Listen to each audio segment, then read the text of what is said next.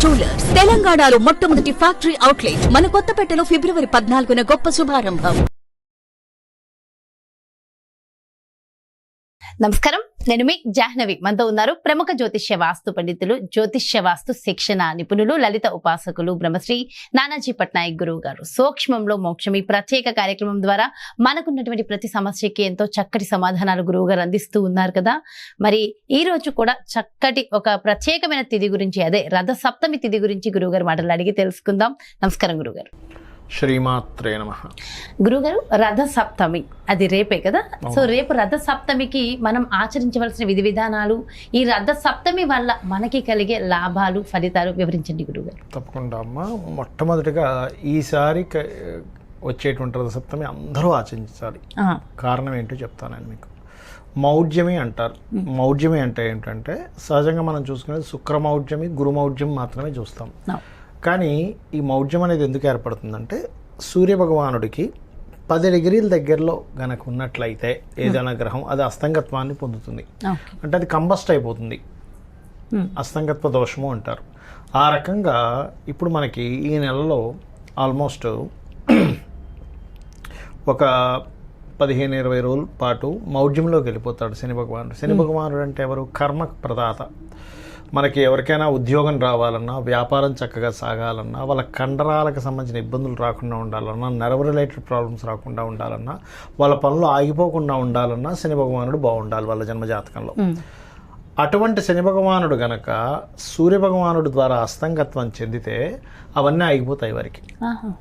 అలాంటి సమయంలో మనకి లక్కీగా ఈసారి రథసప్తమి అస్తంగత్వానికి ముందు వచ్చింది.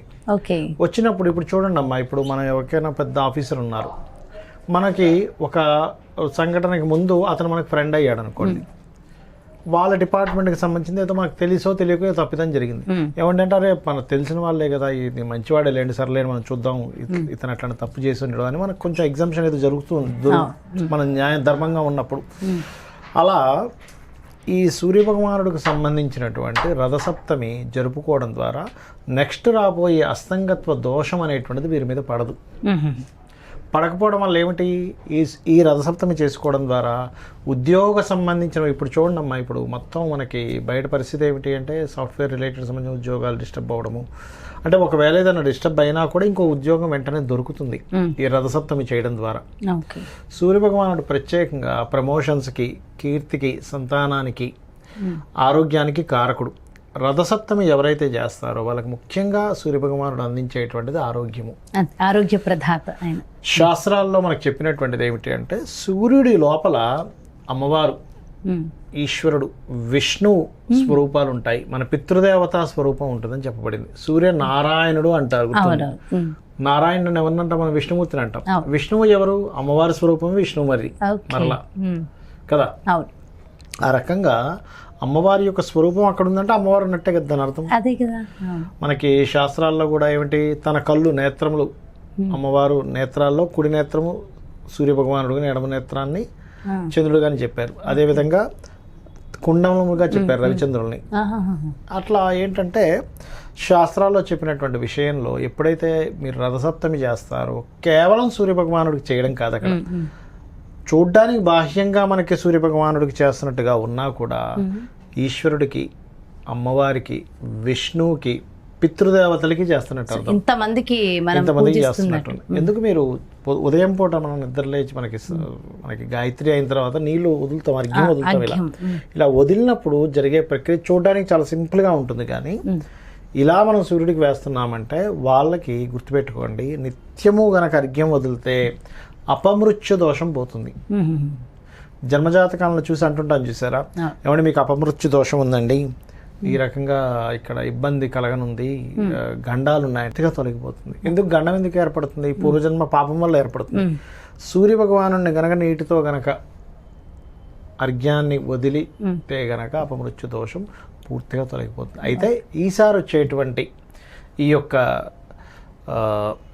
ఏదైతే రథసప్తమి రోజు ఉందో ఆ రోజు మనం చిక్కుడుకాయలుతో బండి తయారు చేస్తాం, రథంలో తయారు చేస్తాం. చిక్కుడుకాయలతోని, పుల్లలతోని మరియు రేగిపళ్ళతో చక్రాలు కానీ ఇట్లా తయారు చేస్తాం. మనం వేరే వాటితో చేయొచ్చు కదండి, వీటితోనే ఎందుకు చేస్తారు అంటే రేగిపల్లికి రవి కారకుడమ్మా. అందుకే రేగిపళ్ళు తింటే కూడా బాగా ఆరోగ్యం అంటుంటారు. చిన్న రేగిపళ్ళు ఉంటాయి, ఆరోగ్యానికి మంచిది, అనేకమైనటువంటి దోషాలు తొలగిస్తుంది అంటూ ఉంటారు.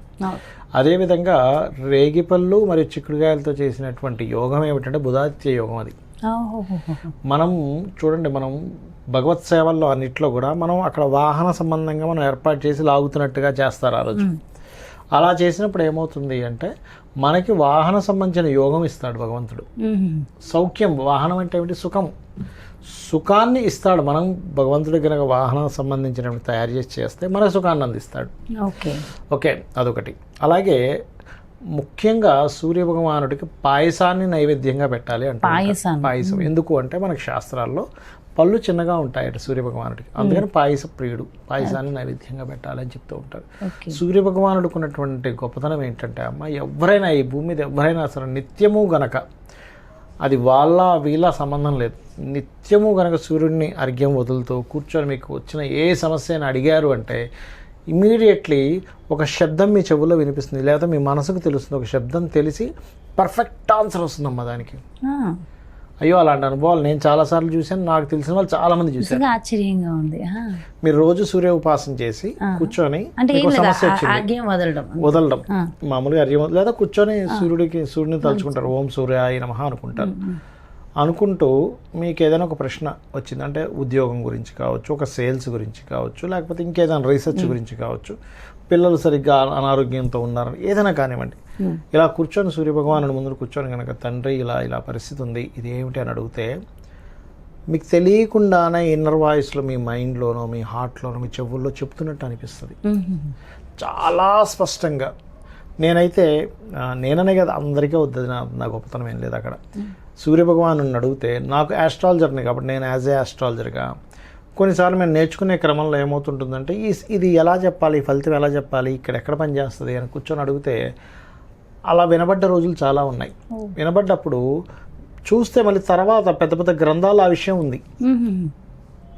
ఓకే, మనకి ఈ విషయంలో శ్యామలా అమ్మవారికి సంబంధించింది కూడా ఈ విషయం చెప్తారు. అంటే ఎవరైనా శ్యామలా అమ్మవారిని కనుక ప్రార్థించినట్లయితే మనం అసలు ఎప్పుడు వినంది చదవంది మన మస్తిష్కంలోకి వస్తుంది, అంటే మన ఆలోచనలోకి వచ్చి మనం చెప్తామట, తెరవస్తే గ్రంథాల్లో ఉంటుందట. ఎందుకంటే ఆవిడ కూడా నాలెడ్జ్ కారకురాలు కదా, ఇతను కూడా కొంతవరకు నాలెడ్జ్కి, ఆలోచన విధానానికి. ఎవరైనా చూడండి మతిమరుపు ఉందనుకోండి అమ్మ, సూర్య ఆరాధన చేసుకోవాలి. చర్మ వ్యాధులు ఉన్నాయి, సూర్య ఆరాధన చేయాలి. ఎందుకంటే శ్రీకృష్ణ పరమాత్మ యొక్క పుత్రుడు కూడా సూర్య ఆరాధన చేస్తాడు. ఆయన కృష్ణ భగవానుడి యొక్క పుత్రుడు కృష్ణుడిలాగే ఉండేవాడట ఆయన. అతను కూడా ఉండి అందరిని ఆట పట్టిస్తూ ఉండేవాడు. అతను ఎలా అంటే కృష్ణుడిలాగా అలంకరణ చేసుకోవడం. అయ్యో కృష్ణుడు వచ్చారు కదా, అందరి దగ్గరికి వెళ్ళిన తర్వాత కృష్ణుడిని కాదు కృష్ణుడు కుమారుడు అని చెప్పేవాడు. అందరికి ఒక పాపం డిసప్పాయింట్ అయ్యేవారు. అలాగే ఒకసారి నారద మహాముని దగ్గరికి కూడా అలాగా ఆట పట్టించినప్పుడు నారదుడు శపిస్తాడు. శపించినప్పుడు అతనికి చర్మ వ్యాధి వస్తుంది. వచ్చినప్పుడు అడుగుతాడు, నువ్వు భగవంతుడివి కదా, నా చర్మ వ్యాధి తగ్గించు అని. లేదు అలా తగ్గించను, నీకు గనక ఇమ్మీడియట్లీ తగ్గిస్తే పక్షపాతిని అవుతాను నేను. అప్పుడు వేరే వాళ్ళందరికీ ఏమో నీ కర్మను అనుభవించాలని చెప్తున్నా, నీకు మాత్రం నేను తగ్గించాను అనుకో, నువ్వు నాకు పుత్రుడివి కదా అని. అప్పుడు నాకు రాగద్వేషాలు ఉన్నట్టు కదా, అయ్యో నా పుత్రుడికి అయిందని వెంటనే నేను తగ్గించి వేరే వాళ్ళకి మాత్రం నువ్వు కర్మ అనుభవించాలి, నువ్వు చేసిన కర్మకి నువ్వే బాధ్యత తీసుకోవాలని ఎలా అంటాను. కాబట్టి నువ్వే తగ్గించుకో, సూర్యుడిని ఆరాధించు అని చెప్పినప్పుడు అతను సూర్య ఆలయాలు కట్టిస్తాడు. కట్టించి 7 సంవత్సరాల పాటు సూర్య ఆరాధన ద్వారా అతనికి వచ్చిన చర్మవ్యాధిని తగ్గించుకుంటాడు. ఎవరికైనా స్కిన్ డిజీజెస్ ఉన్నాయి, సూర్య ఆరాధన చేయాలి, స్కిన్ డిజీజెస్ పోతాయి. కంటికి సంబంధించిన దోషం ఉంది, చక్షుషోపనిషత్తు అని ఉంటుంది. చక్షువులు అంటే కళ్ళు, చక్షుషోపనిషత్తు కనుక విన్నట్లయితే ఖచ్చితంగా కంటికి సంబంధించిన దోషాలు పోతాయి. ఆ రకంగా పుత్ర సంతానం కావాలి, సూర్య ఆరాధన. ఇండైజెషన్ ప్రాబ్లమ్స్ ఉంటాయి కొంతమందికి, సూర్య ఆరాధన అది కనుక చేస్తే ఖచ్చితంగా సూర్యుడి యొక్క అనుగ్రహంతో సకల దోషాలు పోతాయి, సకల పాపాలు పోతాయని శాస్త్రాల్లో ఉంది. అది కూడా రథ సప్తమి, సూర్యుడి పుట్టిన రోజుగా మనం ఒక్క సూర్యుడి ఆరాధన, దేవత ఆరాధన, పితృదేవత ఆరాధన రెండు కలుగుతాయి. ఎందుకంటే పితృదేవతలు అందులో ఉంటారు కదా, దేవత పితృ ఇద్దరి ఆరాధన ఎట్ ఏ సేమ్ టైం జరుగుతుంది. సూర్య ఆరాధన చేయడం ఆరోగ్యము ఉంటుంది, అటు ఐశ్వర్యము వస్తుంది.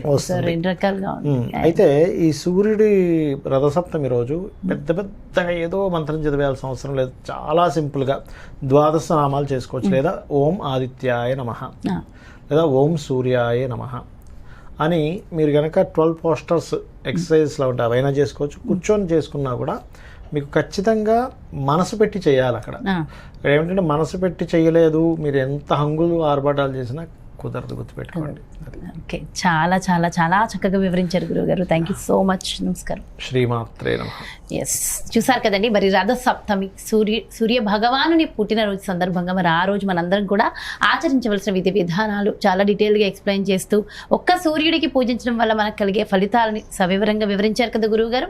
మరో చక్కటి ప్రత్యేకమైన కార్యక్రమంతో మళ్ళీ మీ ముందుకు వచ్చేస్తాను. అదేవిధంగా మీ యొక్క జాతకంలో ఏమైనా సమస్యలతో బాధపడుతున్నాను, ఒక్కసారి నా జాతక పరిశీలన చూపించుకుని నా జీవితాన్ని ఉద్ధరించుకునేలా నేను చేయాలి, మన నానాజీ పట్నాయక్ గారి అపాయింట్మెంట్ కావాలి, గురువుగారి అపాయింట్మెంట్ కావాలనుకున్నా, లేదంటే మీ ఇంటి వ్యాపార వాస్తుకు సంబంధించి గురూజీ అపాయింట్మెంట్ మీకు కావాలనుకున్నా వెంటనే క్రింద డిస్ప్లే అవుతున్నటువంటి నెంబర్స్కి కాల్ చేయండి. నమస్తే.